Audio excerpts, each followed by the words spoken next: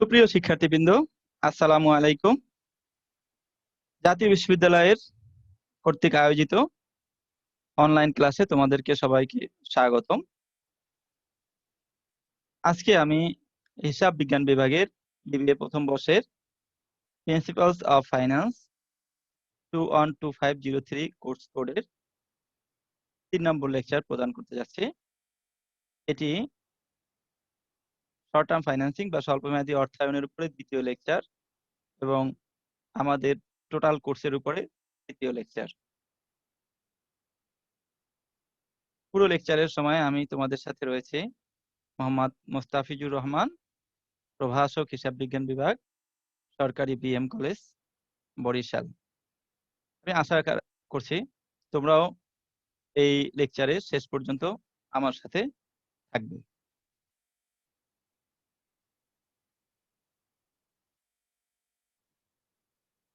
Principal of finance এর দ্বিতীয় অধ্যায়, লেকচার 3, শর্ট টার্ম ফাইন্যান্সিং, স্বল্প মেয়াদী অর্থায়ন। আমরা এর আগের লেকচারে আমি শর্ট টার্ম ফাইন্যান্সিং এর সংজ্ঞা, শর্ট টার্ম ফাইন্যান্সিং এর উৎস, শর্ট টার্ম ফাইন্যান্সিং এর সুবিধা, বৈশিষ্ট্য এগুলো সম্পর্কে আলোচনা করেছি এবং আমি শর্ট টার্ম ফাইন্যান্সিং এর একটি উৎস অর্থাৎ ব্যবসায় ঋণ এর ব্যয় নির্ণয় করার পদ্ধতি এবং এর গাণিতিক সমস্যা সমাধানের পদ্ধতি সম্পর্কে আলোচনা করেছি। এই লেকচারে আমি যে বিষয়সমূহ সম্পর্কে আলোচনা করব সেগুলো হচ্ছে বাণিজ্যিক কাগজের ব্যয় নির্ণয়, determination of cost of commercial paper, জামানতবিহীন ব্যাংক ঋণের খরচ নির্ণয়, cost of unsecured bank loan, বাট্টাকৃত ঋণের ব্যয় নির্ণয়, ডিসকাউন্ট ইন্টারেস্ট লোন, ব্যাংক ঋণ কিস্তিবন্দি পদ্ধতিতে পরিশোধিত হলে তার ব্যয় নির্ণয়। তাহলে আমি মোটামুটি এই 4টি বিষয়ে আজকে তোমাদের সম্মুখে আলোচনা করব। তোমাদের যদি এই বিষয়ে আরো বেশি জানার থাকে তাহলে আমি পরবর্তীতে বইয়ের রেফারেন্স দিয়ে দেবো, সেই বই থেকে তোমরা দেখে নিবে অথবা আমাদের এই লেকচার প্রকাশিত হওয়ার পরে কমেন্টের মাধ্যমে আমাদেরকে প্রশ্ন করে জেনে নিবে। আমরা আশা রাখি এই লেকচারগুলো তোমাদের এই বৈশ্বিক মহামারীর সময়ে যে পড়াশোনার যে ক্ষতি হয়েছে সেই ক্ষতি পুষিয়ে নিতে যথেষ্ট সহযোগিতা করবে এবং এই লেকচারগুলো তোমাদের এই পরীক্ষা সমূহে ভালো ফলাফল করতে যথেষ্ট অগ্রণী ভূমিকা পালন করে বলে আমি প্রত্যাশা করি। তাহলে প্রথমেই আমরা আসি বাণিজ্যিক কাগজ।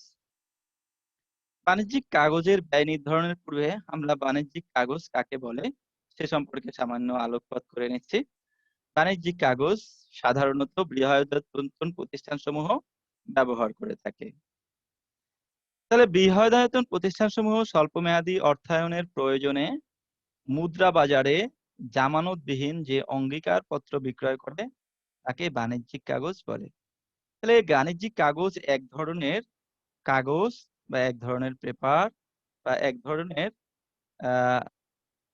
অনুমোদিত কাগজ, যে কাগজের মাধ্যমে বিক্রির মাধ্যমে বা যেটি একটি অঙ্গীকার পত্রের মতো, যেটা বিক্রয়ের মাধ্যমে কোনো প্রতিষ্ঠান সাময়িক অর্থের সংস্থান করতে পারে বা স্বল্পমেয়াদী সময়ের জন্য অর্থের সংস্থান করতে পারে।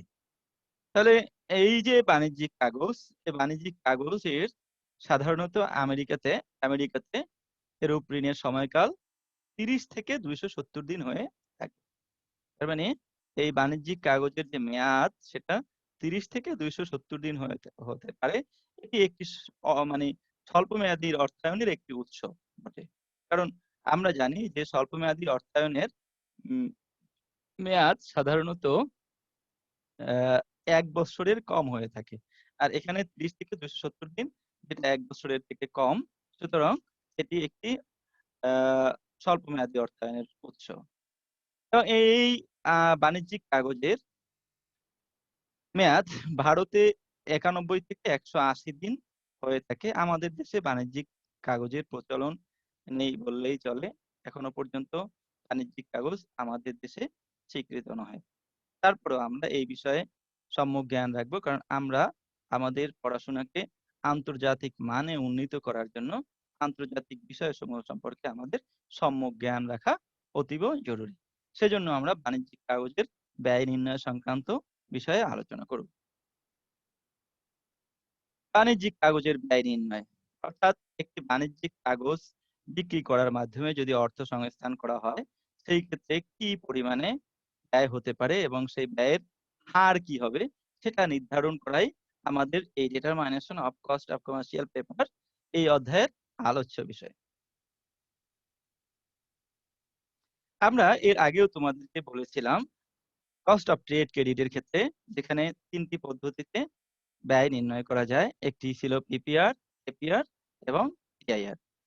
ঠিক একই রকম বাণিজ্যিক কাগজের ক্ষেত্রেও আমরা ৩ ভাবে ব্যয় নির্ধারণ করতে পারি। একটি হলো পিপিআর বা পিরিয়ডিক পার্সেন্টেজ রেট বা কালীন শতকরা হার। দ্বিতীয়টি হচ্ছে অ্যানুয়াল পার্সেন্টেজ রেট বা বার্ষিক শতকরা হার এপিআর, যেটাকে আমরা সাধারণত কস্ট অফ কমার্শিয়াল পেপার বা কেসিপি বলেও বলে থাকি। তৃতীয়টি হচ্ছে ইফেক্টিভ অ্যানুয়াল রেট ইএআর বা ইফেক্টিভ ইন্টারেস্ট রেট ইআইআর। মানে এর অর্থ হচ্ছে কার্যকরী বাৎসরিক হার অথবা কার্যকরী সুদের হার। এই ৩টি বিষয়ে আমরা বাণিজ্যিক কাগজের ক্ষেত্রে নির্ণয় করতে পারি। একটি হচ্ছে পিপিআর, একটি হচ্ছে এপিআর, আর একটি হচ্ছে টিআইআর। টার্গেট আমাদের ৩টি। এই ৩টি বিষয় যদি আমরা বাণিজ্যিক কাগজের ক্ষেত্রে নির্ণয় করতে পারি, তাহলে আমরা বুঝবো যে বাণিজ্যিক কাগজের আমরা খরচ নির্ধারণ করতে পারি। এখানে আমি একটি বিষয় উল্লেখ করতে চাই, সেটা হচ্ছে যে আমাদের এই অধ্যায়ে যখন একটি অর্থায়নের সাথে মানে একটি সোর্সের সাথে অন্য একটি সোর্সকে যখন তুলনা করা হবে, যেমন ধরি কস্ট অফ ট্রেড ক্রেডিট এর সাথে যখন আমরা কস্ট অফ কমার্শিয়াল পেপারকে তুলনা করব, তখন আমরা ইআইআর দিয়ে তুলনা করব, কারণ ইআইআরই কোনো বিষয়ের সঠিক বা একদম সম্পূর্ণ রেজাল্ট প্রদর্শন করে। এবারে আমরা আসি তাহলে পিপিআর নির্ধারণ করার সূত্র কি হবে। পিপিআর নির্ধারণের সূত্র হবে FB minus NSB by NSB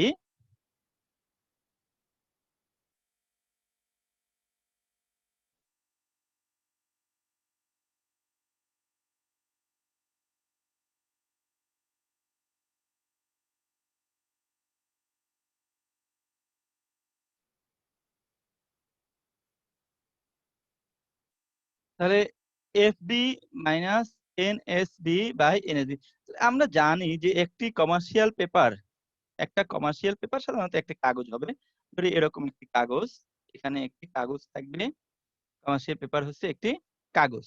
সেই কাগজে একটা কোনায় বা একটা জায়গাতে লেখা থাকবে যে এই কাগজটির মূল্য কত। তাহলে যে মূল্যটি লেখা থাকবে কাগজটির, সেটাকে বলা হবে ফেস ভ্যালু।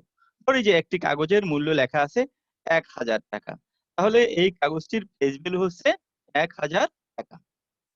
এখন এনএসবি কি হবে? এনএসবি এই ফেস ভ্যালু, এফবি মানে ফেস ভ্যালু, এনএসবি মানে হচ্ছে নেট সেল ভ্যালু। ধরি যে ১,০০০ টাকার একটি বাণিজ্যিক কাগজ যেটিতে কোনো সুদের হার নেই। সাধারণত বাণিজ্যিক কাগজে কোনো সুদের হার থাকে না। বাণিজ্যিক কাগজে ফেস ভ্যালু এবং বিক্রয় মূল্যের ফেস ভ্যালু এবং বিক্রয় মূল্যের মধ্যে যে পার্থক্য হয়ে থাকে, সেই পার্থক্যটাকেই মূলত বাণিজ্যিক কাগজের আয় বা খরচ বলে থাকে।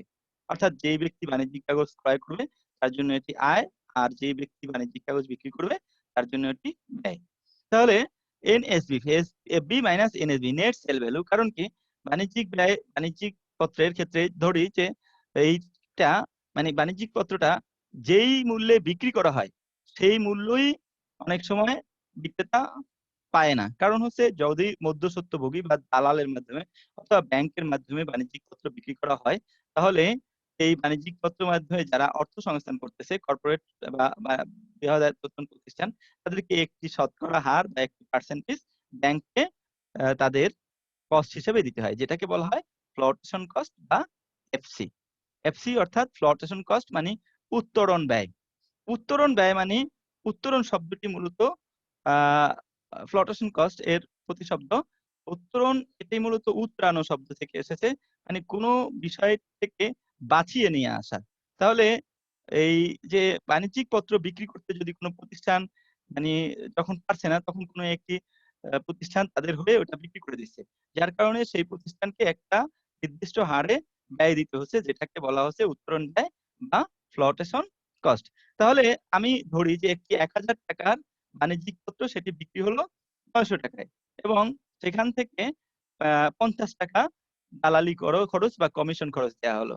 তাহলে সেল ভ্যালু যদিও ৳৯০০, কিন্তু ফ্লোটেশন কস্ট এই ৳৫০ থাকার কারণে নেট সেল ভ্যালু বা প্রকৃত বিক্রয় মূল্য হলো ৯০০ বিয়োগ ৫০ মানে ৳৮৫০।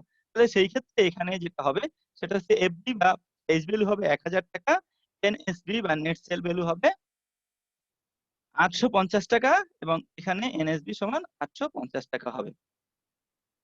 এটাকে FD minus SB by SDO লেখা যায়। কখন লেখা যায়? যখন এই ফ্লোটেশন কস্ট থাকবে না। অর্থাৎ যদি বাণিজ্যিক পত্রটি কোনো প্রতিষ্ঠান সরাসরি ব্যক্তির কাছে বিক্রি করতে পারে বা ক্লায়েন্টের কাছে বিক্রি করতে পারে, সেই ক্ষেত্রে তাদের কোনো কমিশন প্রদান করতে হবে না। সেই ক্ষেত্রে ৳৯০০ বিক্রি করলে ৳৯০০ তাদের অর্থসংস্থান হবে। সেই ক্ষেত্রে সেল ভ্যালুই হবে নেট সেল ভ্যালু। তখন আমরা সূত্রটিকে এভাবে লিখলেও হবে। আমি আশা করি তোমরা পিপিআর সম্পর্কে যথেষ্ট বুঝতে পেরেছ। এবারে আমরা আসি এপিআর। এপিআর হচ্ছে অ্যানুয়াল পার্সেন্টেজ রেট। এটাকে আমরা ঠিক পিপিআর থেকে যদি আমরা বাৎসরিক টার্নওভার দিয়ে গুণ করি, তাহলে এপিআর পাওয়া যাবে।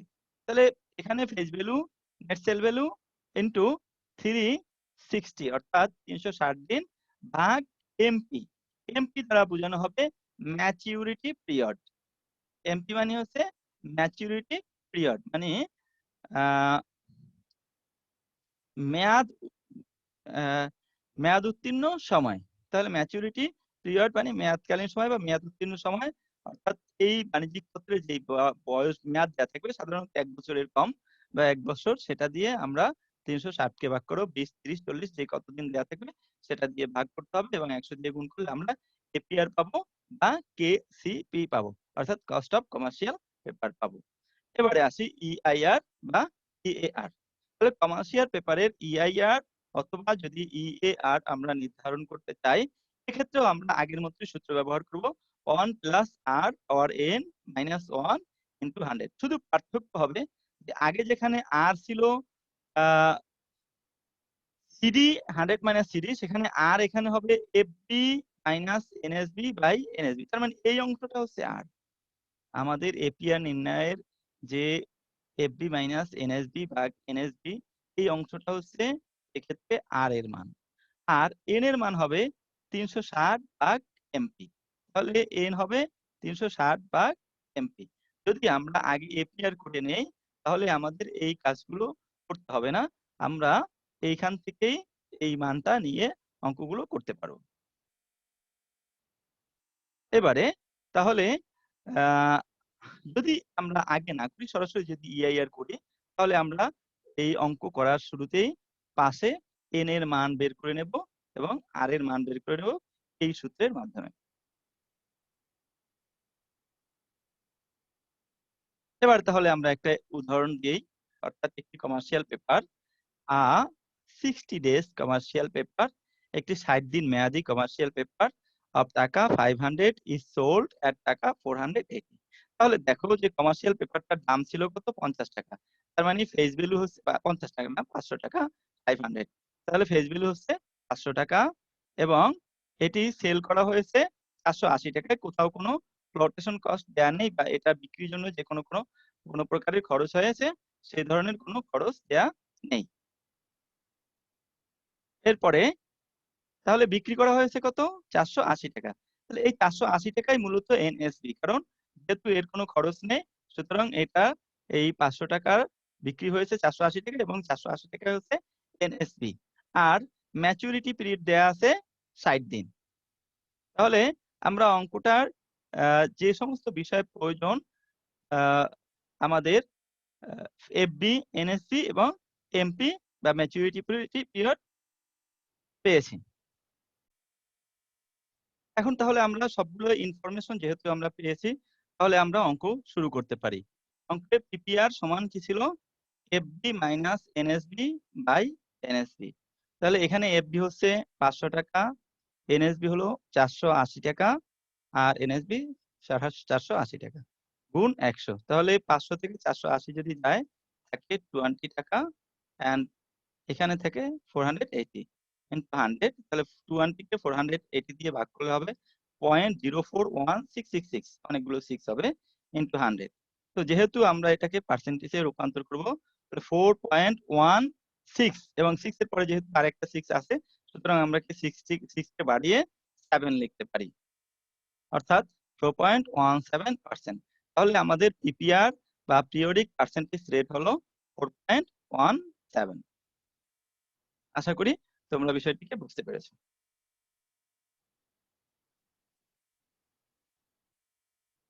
এবারে আমরা আসি এপিআর বা কেসিপি। আমরা জানি যে এপিআর বা কেসিপি এর সূত্র হলো FB minus NSB by NSB into 360 by MP into 100। এখন এই অঙ্কে আমরা দেখেছিলাম যে এফবি সমান 500, এনএসবি 400, এমপি 60। এই মানগুলো আমরা অঙ্কে বসিয়ে দিই। এফবি 500, এনএসবি 400, এনএসবি 400, এটি 360, এমপি হচ্ছে 60 ইন্টু 100। তাহলে এখানে আমাদের থাকে 20/480, এখানে থাকে 36 কে যদি আমরা 60 দিয়ে ভাগ করি তাহলে আসবে 6 আর ইন্টু 100। তাহলে 20/480 ইকুয়াল টু 0.041666 ইন্টু 6 ইন্টু 100।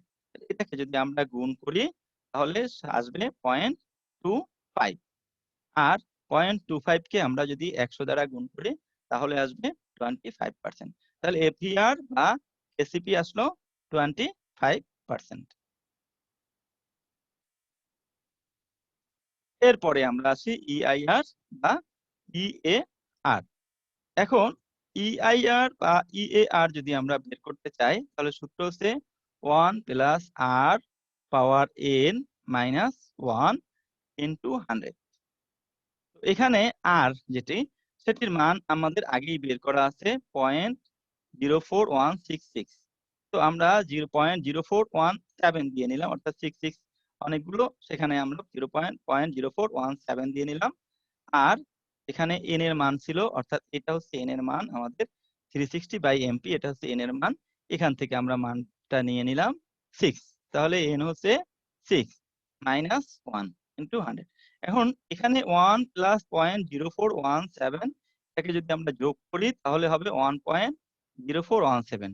এটা তোমরা যদি তোমাদের ক্যালকুলেটরে লিখে পাওয়ার দাও, পাওয়ার মানে এরকম একটা চিহ্ন, এইভাবে একটা চিহ্ন আছে ক্যালকুলেটরে, এই জাতীয় একটা চিহ্ন আছে, মানে এই মাছের কাটার মতো আর কি, এরকম যে চিহ্নটা আছে সেই চিহ্নটা ব্যবহার করবে, তারপরে 6 লিখবে, তারপরে সমান দিবে সাইন্টিফিক ক্যালকুলেটরে। তাহলে তোমরা পাবে 1.2777। এখান থেকে -1 দিলে তাহলে থাকে 0.2777, এবং এটাকে যদি আমরা 100 দ্বারা গুণ করি তাহলে আমাদের মান আসে 27.77%।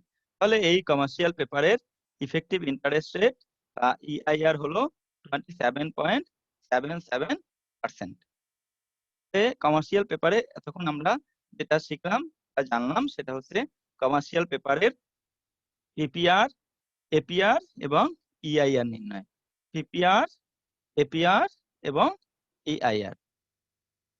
আমি আশা করি তোমরা বিষয়টি সম্পর্কে বুঝতে পেরেছো। তাহলে আমরা এই ইআইআর পর্যন্ত শেষ করতে পারলাম। এরপরে আমরা আসি জামানতবিহীন ব্যাংক ঋণের খরচ। আমি আগেই বলেছি, মানে আমি আমার বিগত লেকচারে তোমাদেরকে বলেছিলাম যে জামানতবিহীন ব্যাংক ঋণ কাকে বলে। তাহলে জামানতবিহীন ব্যাংক ঋণ বলতে সাধারণত ব্যাংক থেকে যে মানে একটি নির্দিষ্ট সুদের হারে যে ঋণ গ্রহণ করা হয় সেটাকে বলা হয় ব্যাংক ঋণ। এখন ব্যাংক সাধারণত জামানতের বিপরীতে ঋণ প্রদান করে থাকে। জামানত মানে বন্ধকি, অর্থাৎ কোনো সম্পত্তি বা কোনো প্রকারের সাধারণত কোনো প্রকারের সম্পত্তি বা সম্পত্তির দলিলের মাধ্যমে ব্যাংক ঋণ প্রদান করে থাকে এবং এই সম্পত্তি এবং সম্পত্তির দলিলকে ব্যাংক তাদের নিজেদের কাছে গচ্ছিত রাখে, যেটাকে বন্ধকি বলা হয়ে থাকে। তো ব্যাংক অনেক সময় স্বল্প মেয়াদী ঋণের ক্ষেত্রে এ ধরনের কোনো বন্ধক গ্রহণ করা ছাড়াই ব্যক্তিকে লোন বা ঋণ দিয়ে থাকে, যেটিকে বলা হয় জামানতবিহীন ব্যাংক ঋণ। এখন এই জামানতবিহীন ব্যাংক ঋণের যে খরচা বা cost of unsecured bank loan, সেটা নির্ণয় করার ক্ষেত্রেও আমরা ৩ টি পদ্ধতি ব্যবহার করতে পারি। একটি হচ্ছে এপিআর। এই এপিআরই ইআইআর হবে, অর্থাৎ এই অঙ্কে মানে ১ম টা পিপিআর হবে। এখানে পিপিআর, যদিও এই অঙ্কে পিপিআর অনেক সময় হয় না, কারণ সাধারণত অনেক সময় লোনের সময় দেয়া থাকে না, অর্থাৎ ১ বছর মেয়াদি হয়ে থাকে। সেই কারণে লোনের সময় না দেয়া থাকলে এটাই ১ম টা পিপিআর। পিপিআর মানে হচ্ছে আ পিপিআর হবে। সেই ক্ষেত্রে টোটাল ইন্টারেস্ট বাই লোন, এটা হবে পিপিআর। আর যখন এপিআর হবে, এপিআর এটাকেই ইআইআর বলা হবে যদি এই মেয়াদটা না থাকে। তাহলে এই মেয়াদটা যদি, পিরিয়ডটা যদি না থাকে, তাহলে এপিআরই হবে ইআইআর।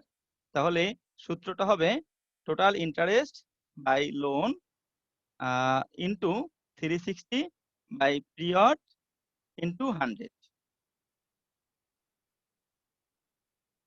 এটা হবে যদি এই আমাদের ব্যাংক লোনে কোন রকম কম্পেনসেটিং ব্যালেন্স না থাকে, অর্থাৎ ক্ষতিপূরণ উদ্বৃত্ত না থাকে। তাহলে সূত্র হবে এটি, যে টোটাল ইন্টারেস্ট ভাগ লোন ইনটু 360 বাই পিরিয়ড, মানে লোনের পিরিয়ড, ইনটু 100। এটি হবে এপিআর এর সূত্র। আর যদি এটাই কম্পেনসেটিং ব্যালেন্স, মানে ক্ষতিপূরণ উদ্বৃত্ত থাকে, ক্ষতিপূরণ উদ্বৃত্ত বলতে ব্যাংক অনেক সময় কোনো ব্যক্তির নামে লোন মঞ্জুর করার পরে টোটাল লোনটাকে না দিয়ে কিছু অংশ তাদের, যাতে করে যদি ভবিষ্যতে লোন না আদায় হয় সেই ভয়ে কিছু অংশ কেটে রেখে দেয়। যেমন এক ব্যক্তির নামে ১ লক্ষ টাকা লোন মঞ্জুর হলো, কিন্তু ব্যাংক ৩০% কেটে রেখে দিল, যে ৮০,০০০ টাকা দিল, ২০,০০০ টাকা তাদের ক্ষতিপূরণ উদ্বৃত্ত। তাকে সুদ দিতে হবে ১ লাখ টাকার উপরেই, কিন্তু প্রথমেই ২০,০০০ টাকা জমা হিসাবে রেখে দেওয়া হয়েছে। এটাকেই বলা হয় কম্পেনসেটিং ব্যালেন্স বা ক্ষতিপূরণ উদ্বৃত্ত। তাহলে যদি মানে লোনের ক্ষেত্রে ক্ষতিপূরণ উদ্বৃত্ত থাকে, তাহলে এপিআর বা ইআইআর এর সূত্র হবে total interest by loan minus CB. এবং সেই ক্ষেত্রে এপিআর এর সূত্র হবে যদি ৩৬০ বাই পিরিয়ড থাকে। আর যদি ৩৬০ বাই পিরিয়ড যদি না থাকে, তাহলে এটাই হবে ইআইআর, অর্থাৎ এপিআর এবং ইআইআর দুটোই এক হবে। তো যদি সিবি থাকে তাহলে লোন থেকে সিবিটা বাদ যাবে, আর যদি সিবি না থাকে তাহলে লোন থেকে সিবিটা বাদ যাবে না। ইআইআর এর ক্ষেত্রে সেটা হবে 1 প্লাস আর পাওয়ার n মাইনাস 1। সেই ক্ষেত্রে আর এর মান হবে, যদি সিবি না থাকে অর্থাৎ কম্পেনসেটিং ব্যালেন্স না থাকে, তাহলে টোটাল ইন্টারেস্ট ভাগ লোন। আর হবে টোটাল ইন্টারেস্ট ভাগ লোন। আর n এর মান হবে 360 বাই পিরিয়ড। আর যদি কম্পেনসেটিং ব্যালেন্স থাকে, তাহলে আর এর মান হবে total interest by loan minus CB. আর n এর মান হবে 360 বাই পিরিয়ড। অর্থাৎ এইখান থেকে এই অংশটা, প্রথম অংশটা হবে আর, আর দ্বিতীয় অংশটা n, বিগত অঙ্কগুলোতে যেরকম হয়েছে। আবার যদি এইরকম হয় তাহলে এইটা হবে আর, আর এটা হবে n। এখন আমরা এই বিষয়টিকে একটা গাণিতিক সমস্যার মাধ্যমে প্রমাণ করি।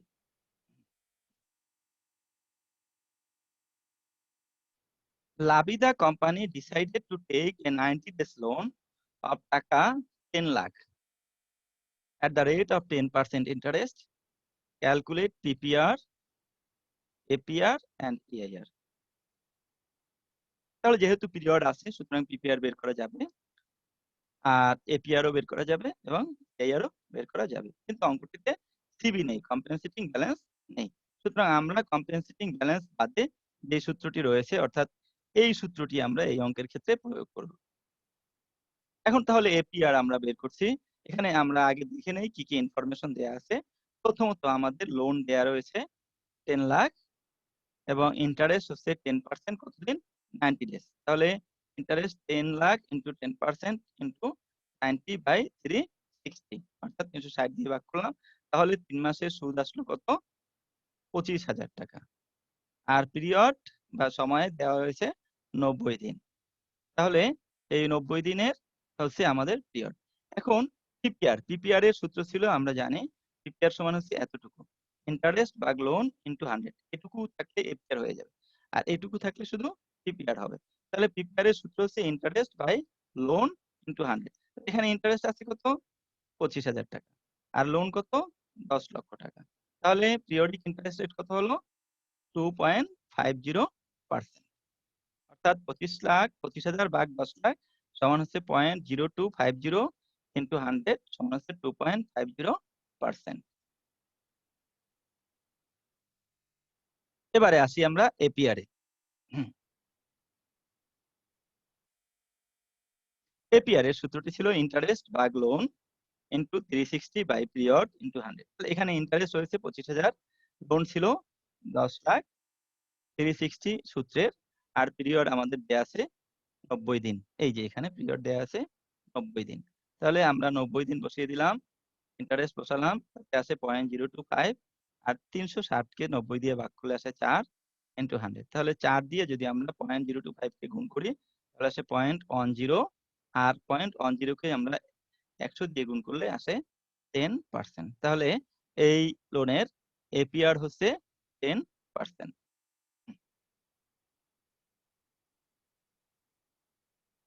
এবারে আমরা আসি ইআইআর বা ইএআরএ।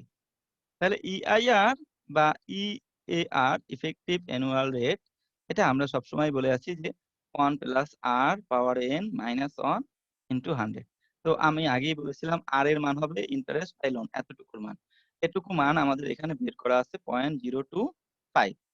আর এন এর মান হবে 360 বাই পিরিয়ড, অর্থাৎ 360 ভাগ পিরিয়ড। তাহলে এখানে 360 ভাগ পিরিয়ড দিলে আমাদের যে মানটি এসেছে সেটি হচ্ছে 4। এখন আমরা এই দুটো মান এখানে বসিয়ে দিই। 1 প্লাস 0.025 পাওয়ার 4 মাইনাস 1। এখন 1.025 দুটো আমরা যোগ করলে এখানে আরেক লাইন বেশি করে লেখা যায়, লিখলে একটু ভালো হয়। তাহলে এখানে আসবে 1.025 পাওয়ার 4, যেটা আমরা ক্যালকুলেটর থেকে হিসাব করলে পাবো 1.1038। অর্থাৎ 1.025 কে 4 বার গুণ। এটা করলে আমরা পাই 1.1038। যেখান থেকে 1 বাদ দিলে থাকে 0.103, এবং এই 0.1038 কে আমরা 100 দ্বারা গুণ করলে পাবো 10.38%। তাহলে আমরা এই অঙ্কটিতে মানে এখানে আমরা শিখলাম যে ব্যাংক লোনের পিপিআর, এপিআর এবং ইআইআর বাহির করা। যদি এই অঙ্কে এই 90 ডেজ না দেয়া থাকতো তাহলে আমাদের পিপিআর, এপিআর, ইআইআর সব একই হতো। তার মানে আমরা এই অংশটা ব্যবহার করতে পারতাম না, অর্থাৎ 360/90 এই অংশটুকু আমরা ব্যবহার করতে পারতাম না। সেই ক্ষেত্রে ইন্টারেস্ট বাই লোন ইনটু 100, যেটা আমাদের এই সূত্রেও রয়েছে ইন্টারেস্ট বাই লোন ইনটু 100, ফলে এখানেও হতো ইন্টারেস্ট বাই লোন ইনটু 100, আর এখানেও আর এর মান হতো, এন এর কোনো মান থাকতো না।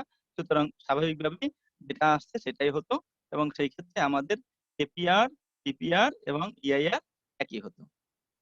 আমি আশা করি তোমরা বিষয়টিকে ভালোভাবে বুঝতে পেরেছো।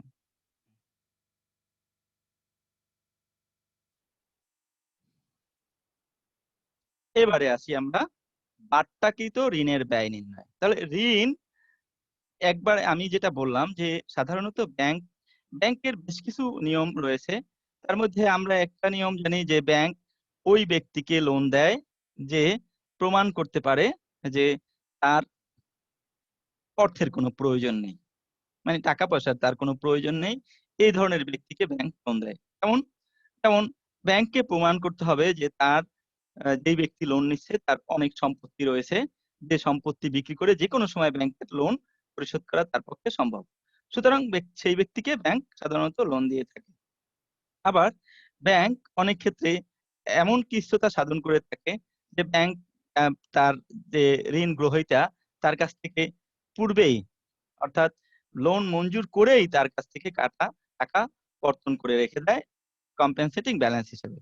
আবার এমনও কোনো ক্ষেত্রে হতে পারে যে ব্যাংক লোনটা পরিশোধ করেই প্রথমেই বলে দিল যে আমাকে প্রথমে 1 বছরের সুদ আপনি পরিশোধ করে যাবেন। অর্থাৎ সুদটা আগে কর্তন করে রাখা যায়। তাহলে অঙ্কে যদি তোমাদের লেখা থাকে interest is paid in advance, আমি আবার বলছি, যদি অঙ্কে বলা থাকে যে interest is paid in advance, অর্থাৎ সুদটি অগ্রিম পরিশোধ করতে হবে, অথবা যদি অঙ্কে বলা থাকে যে লোন ইজ ডিসকাউন্টেড লোন, তাহলে তোমরা সেটিকে বুঝবে যে এটি বাট্টাকৃত ঋণ। তাহলে বাট্টাকৃত ঋণ যদি থাকে সেই ক্ষেত্রে ব্যয় নির্ণয়ের পদ্ধতি হচ্ছে এভাবে। অর্থাৎ এই ক্ষেত্রে সাধারণত বাট্টাকৃত লোনে সাধারণত মেয়াদ দেয়া থাকে না, যদি থাকে তাহলে আগের মতোই n সমান 360 বাই পিরিয়ড এভাবেই হবে। অর্থাৎ এপিআর এবং ইএআর এক হবে না যদি বাদ সময় দেয়া থাকে। আমি যেহেতু আগের অঙ্কটাতে এপিআর এবং ইএআর এক না হওয়া সত্ত্বেও এখানে 360 বাই পিরিয়ড দিয়ে দেখিয়েছি, এখানে আমি মূলত এপিআর আর ইএআর এক এটা দেখানোর জন্য এখানে 360 বাই পিরিয়ড দেইনি। যদি থাকে তাহলে এখানে interest by loan minus interest by 360 into 360 by period হবে। আর যদি এটা না থাকে তাহলে সেটা হবে না, যদি পিরিয়ড না থাকে। তো আমি স্বাভাবিকভাবে এটাকে পিরিয়ড না দিয়েই দেখাচ্ছি। আগের অঙ্কটাকে যেহেতু পিরিয়ড দিয়ে দেখিয়েছি, এটাতে আমি সময়টা দিলাম না। তাহলে সূত্র যেহেতু ডিসকাউন্টেড লোন, তার মানে কি লোন থেকে ডিসকাউন্টটা কেটে রাখা হয়েছে, অর্থাৎ সুদটা কেটে রাখা হয়েছে আগেই। তার মানে তুমি লোনটাকে পুরোপুরি ব্যবহার করতে পারো নাই। ধরি যে এক ব্যক্তি 1 লক্ষ টাকা লোন নিল এবং সেটা 10% সুদ হবে। তাহলে 10% সুদে কত? 1 লক্ষ গুণ 10% তাতে আসে 10,000 টাকা। তাহলে সেই ব্যক্তির কাছ থেকে যদি 10,000 টাকা সে ব্যাংক প্রথমেই কেটে রাখে, তাহলে সে কিন্তু টোটাল 1 লক্ষ টাকা লোন ব্যবহার করতে পারছে না। কত টাকা ব্যবহার করতে পারছে? 1 লক্ষ মাইনাস 10,000, তার মানে 90,000 টাকা ব্যাংক লোন সে ব্যবহার করতে পারছে। তাহলে 90,000 টাকাই তাকে কত টাকা সুদ দিতে হচ্ছে? 10,000 টাকা। তাহলে আর ইপিআর হবে কত? 10,000 বাই 90,000। ঠিক এই একই অঙ্কে যদি একই সাথে সিবিও থাকে, অর্থাৎ কম্পেনসেটিং ব্যালেন্সও থাকে, একই সাথে কম্পেনসেটিং ব্যালেন্স কেটে রাখলো, একই সাথে ইন্টারেস্ট কেটে রাখলো, তাহলে কিন্তু লোন ব্যবহৃত হচ্ছে কতটুকু? ধরি একটা এক্সাম্পল দিই আমরা, যে এক ব্যক্তি 1 লক্ষ টাকা লোন নিল, তার কাছ থেকে কম্পেনসেটিং ব্যালেন্স কাটা হলো 20,000 টাকা, মানে 20%, এবং সাথে ইন্টারেস্ট কেটে রাখা হলো 10,000 টাকা। তাহলে ব্যক্তির হাতে লোন হিসেবে কত টাকা আসলো? 10,000 আর 20,000, 30,000 টাকা বাদে 70,000 টাকা তার কাছে লোন আসলো, কিন্তু সুদ প্রদান করতে হলো কত? 10,000 টাকা। তাহলে তার সুদের হার হবে কত? 10,000 ভাগ 70,000 ইন্টু 100। এখন যদি এই অঙ্কে পিরিয়ড বা এন থাকে, তাহলে এই অঙ্কের ইআইআর বা ইআর এর সূত্র হবে আগের মতোই 1 প্লাস আর পাওয়ার n মাইনাস 1 ইন্টু 100।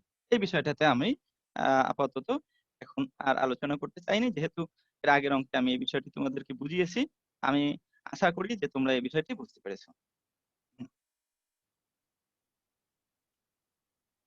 তাহলে বাট্টাকৃত ঋণের যদি আমরা সংজ্ঞা দেই, অর্থাৎ সংজ্ঞায়িত যদি করি আমরা, তাহলে বলতে পারি যে ঋণের সুদ অগ্রিম কর্তন করে রাখা হয়, তাহলে সেই ঋণকে বাট্টাকৃত ঋণ বলে। আর এই বাট্টাকৃত ঋণের জন্য যে ব্যয় ঋণকারী গ্রহীতাকে বহন করতে হয়, সেটিকে বলা হয় বাট্টাকৃত ঋণের ব্যয়। এবারে আমরা একটি এই সমস্যা দেখছি। Farhana limited has borrowed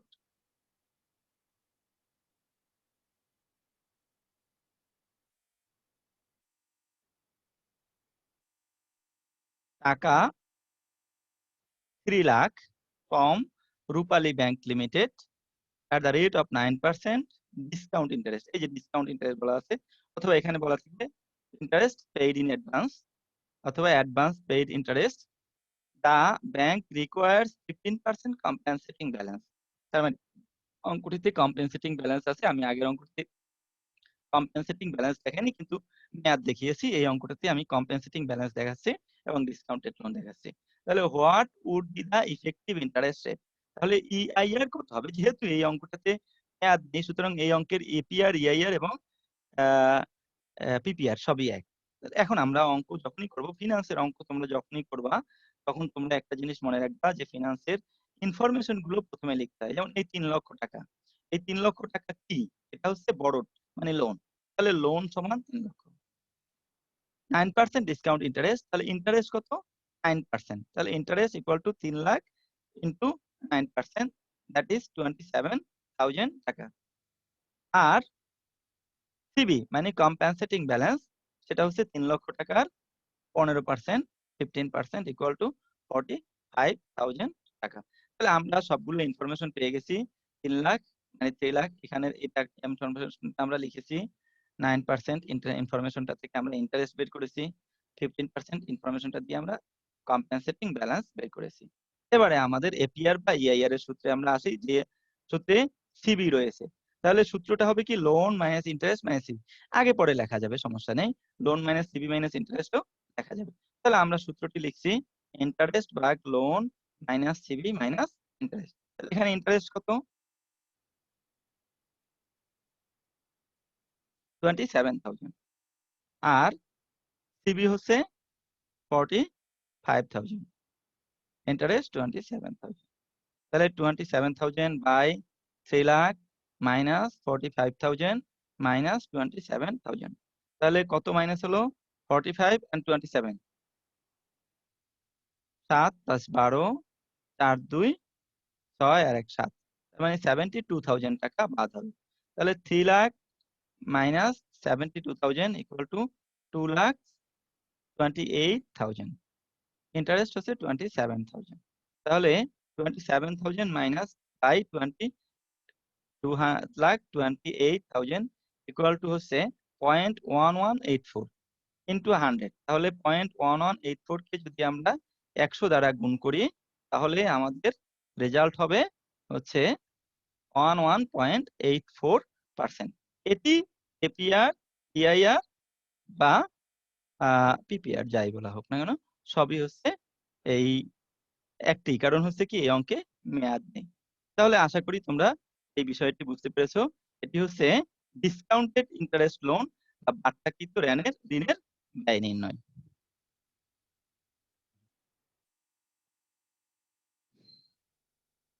4 number, bank ঋণ কিস্তিবন্দি পদ্ধতিতে পরিশোধিত হলে তার ব্যয় নির্ণয়। তাহলে ব্যাংক ঋণ অনেক ক্ষেত্রেই তোমরা সাধারণত দেখেছো যে আমাদের দেশের যে সমস্ত সমবায় সমিতিগুলো রয়েছে, বেশিরভাগ সমবায় সমিতি ঋণগুলো তাদের কিস্তির মাধ্যমে আদায় করে নেয়। আমাদের দেশে গ্রামীণ ব্যাংক, তারপরে ব্র্যাক ব্যাংক, তারাও কিস্তিবন্দি পদ্ধতিতে লোন দিয়ে থাকে। আমাদের দেশে বড় বড় ব্যাংকগুলো কিস্তিবন্দি পদ্ধতিতে লোন দিয়ে থাকে। তো কিস্তিবন্দি পদ্ধতির ক্ষেত্রে যদি আমরা ইআইআর বা ইএআর বের করতে চাই, সেই ক্ষেত্রে আমাদের যে সূত্র প্রয়োগ করতে হবে সেটি হচ্ছে 2PC by A into n+1 into 100। এখানে তাহলে পি দ্বারা কি বোঝায়? পি দ্বারা বোঝায় অ্যানুয়াল ইনস্টলমেন্ট। অ্যানুয়াল ইনস্টলমেন্ট মানে কি? বছরে কতগুলো কিস্তি প্রদান করতে হয়। ধরি এক্সাম্পল যে যে একটি বছরে মানে মান্থলি কিস্তি যদি হয়, যদি মাসিক কিস্তিতে লোন পরিশোধ করা হয় তাহলে এক বছরের কিস্তি হবে কয়টা? 12টা। আর যদি আহ দ্বিমাসিক মানে বাই মান্থলি যদি কিস্তি পরিশোধ করা হয় তাহলে এক বছরের কিস্তি হবে কয়টি? 6টি। যদি ত্রিমাসিক করা হয় বা কোয়ার্টারলি তাহলে এক বছরের কিস্তি হবে 4টি। এরকম যদি সেমি অ্যানুয়ালি হয় তাহলে বছরে কিস্তি হবে 2টি। তাহলে এই পি মানে হচ্ছে বাৎসরিক কিস্তি, অর্থাৎ এক বছরে কয়টি কিস্তি হবে সেটি হচ্ছে পি।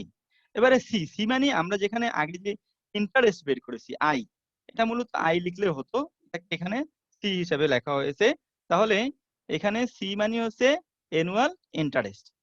আর এই এর পরিবর্তে আমরা আগের যে সূত্রে লোন ব্যবহার করেছি সেই লোনকেও এর পরিবর্তে ব্যবহার করা যায়। এটাকে সংক্ষিপ্ত করার জন্য এ ব্যবহার করা হয়েছে।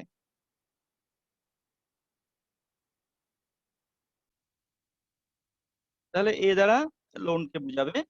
আর এন, এন দ্বারা বুঝাবে টোটাল ইনস্টলমেন্ট।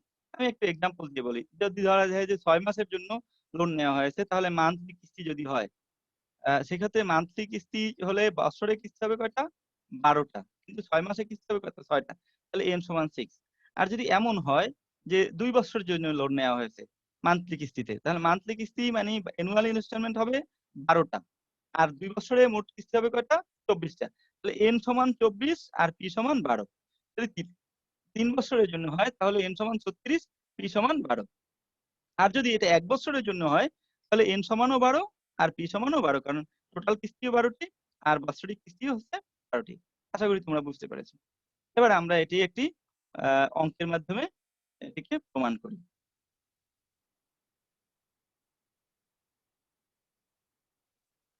প্রমিথি ওয়াজ টু বড়ো টাকা 2 লাখ from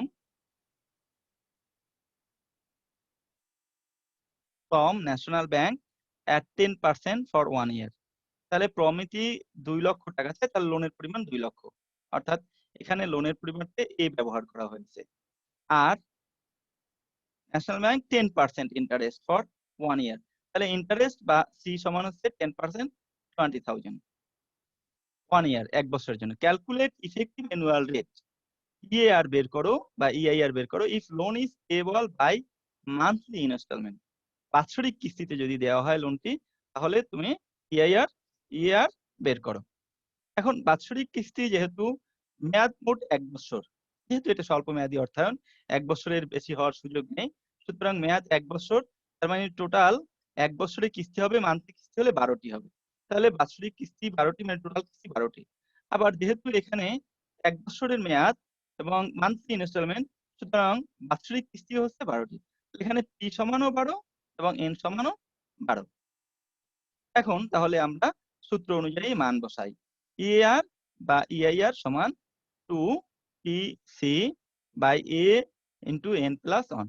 তাহলে 2 হচ্ছে সূত্রের, পি এর মান 12, সি বা ইন্টারেস্ট হচ্ছে 20,000 টাকা, এ বা লোন হচ্ছে 2 লক্ষ টাকা, এন হলো 12 প্লাস 1। তাহলে 2 লক্ষ এবং 12 প্লাস 1 সমান হচ্ছে 13। 2 লক্ষকে যদি আমরা 13 দ্বারা গুণ করি তাহলে আসে 26 লক্ষ টাকা।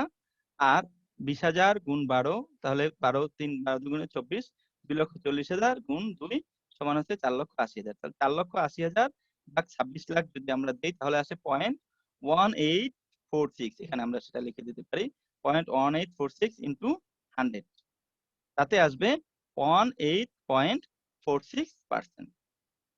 আমি আশা করি যে তোমরা তাহলে এই যে মানে এই কিস্তিবন্দি পদ্ধতিতে পরিশোধিত হলে, ব্যাংক ঋণ কিস্তিবন্দি পদ্ধতিতে পরিশোধিত হলে তার ব্যয় নির্ণয় করা সম্পর্কে মোটামুটি অবগত হতে পেরেছো।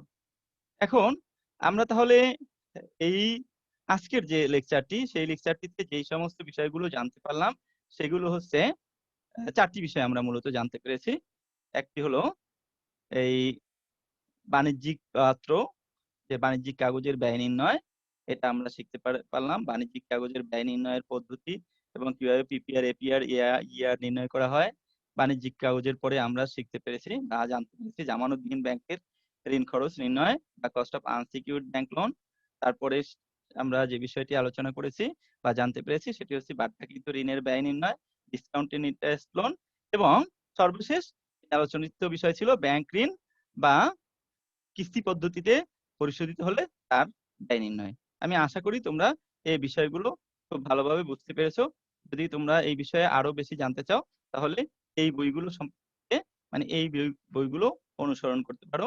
Financial management by M Y Khan and P K Jain, Besley, Scott and unit, F ব্রাইহামের এসেনশিয়ালস অন ম্যানেজারিয়াল ফাইন্যান্স, এই সমস্ত বইগুলো তোমরা যদি দেখো বা এই সমস্ত বইয়ের গাণিতিক প্রবলেমগুলো যদি তোমরা সলভ করো তাহলে আরো ভালো হবে বলে আমি আশা করি। তো আমার এই বিষয়টি বা এই লেকচারটি আপাতত এখানে শেষ। তৃতীয় অধ্যায়ে আমরা আর লেকচার দিচ্ছি না। দ্বিতীয় অধ্যায়ে আমরা এর পরবর্তী লেকচারে তৃতীয় অধ্যায় সম্পর্কে আলোচনা করব। তোমরা আমাদের সাথে থাকবে, আমার সাথে থাকবে, প্রত্যাশা করি। তোমরা ভালো থাকবে এবং সুস্থ থাকবে, এই আশাই সবসময় করি। আজকের লেকচারটি এখানেই শেষ করছি। সবাই ভালো থেকো। আল্লাহ হাফেজ।